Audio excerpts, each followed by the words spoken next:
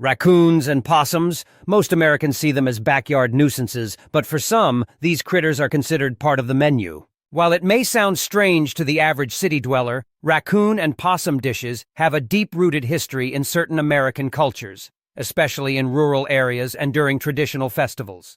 Let's talk about where this unique culinary practice comes from. For starters, both raccoons and possums have been part of Southern and Appalachian cuisine for generations. In areas where food was once scarce, people learned to cook what was available, and these animals became part of the local diet.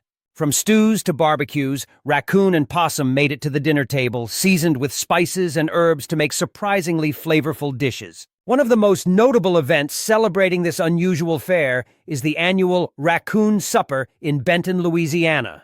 Each year, people gather to enjoy a big feast centered around, you guessed it, raccoon. It started decades ago as a small community event, but has grown into a tradition where hundreds of people come together to taste raccoon dishes and celebrate their culture. And yes, they have different recipes like smoked raccoon, raccoon stew, and even raccoon chili. But it's not just raccoons on the menu. Possums, with their scavenger habits, might not seem appetizing, but they've found a place in Southern kitchens, too. For a time, possum meat was even recommended by doctors as a hearty meal during the Great Depression, and today it remains a specialty for some. Possum pie, anyone? Some might ask, why do people still eat these animals when there are so many other options? For many, it's about keeping tradition alive. Families pass down recipes, techniques, and stories of how their grandparents would trap, clean, and cook these critters. For them, it's a way to connect with their heritage, and eating raccoon or possum becomes more than just a meal. It's a reminder of their roots. Not everyone is on board with eating backyard critters, of course. For some, the idea seems bizarre, even off-putting.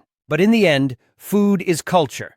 And what might seem strange to one person can be a cherished tradition for another. So the next time you spot a raccoon or a possum, just remember, someone, somewhere might be considering that critter for dinner. And who knows, maybe one day you'll find yourself at a raccoon supper, ready to give it a try. Hit that like button if you want to hear more about unique culinary traditions from around the world. And let us know in the comments, would you try raccoon or possum?